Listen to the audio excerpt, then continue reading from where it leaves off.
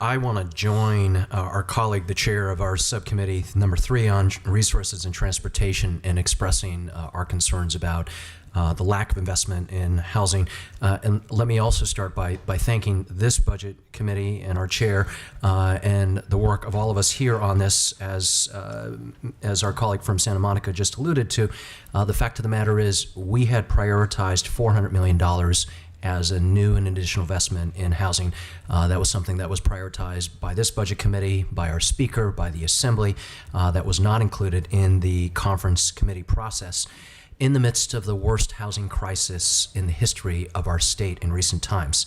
Now, I think we can all talk about a number of reasons why we're in this crisis, and let it be known that we have plenty of bills moving forward to focus on how we streamline housing creation, how we hold jurisdictions more accountable to building housing, how we tackle different aspects of the housing crisis. But one major reason why we are where we are is that at the beginning of the Great Recession, we were forced to cut close to $2 billion a year of money that we used to invest in housing with the demise of redevelopment agencies and the drying up of housing bond monies.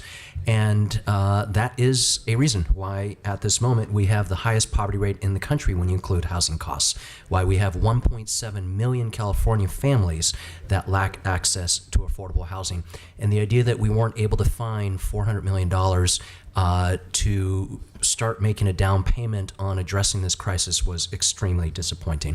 And I think for all of us who serve on different subcommittees, we know that lack of housing is exacerbating not just the impact of, but the costs of how our state addresses poverty, how our state has to address transportation, how our state is not addressing how we build a 21st century economy, how we ensure the protection of the environment, how we ensure the protection of the health and safety of our residents. By not making a small investment in housing, we are exacerbating many, many more costs in all these other areas. So we will certainly be continuing this conversation, but I have to say this aspect of the budget is one that's been extremely disappointing, and I also want to be on the record on that.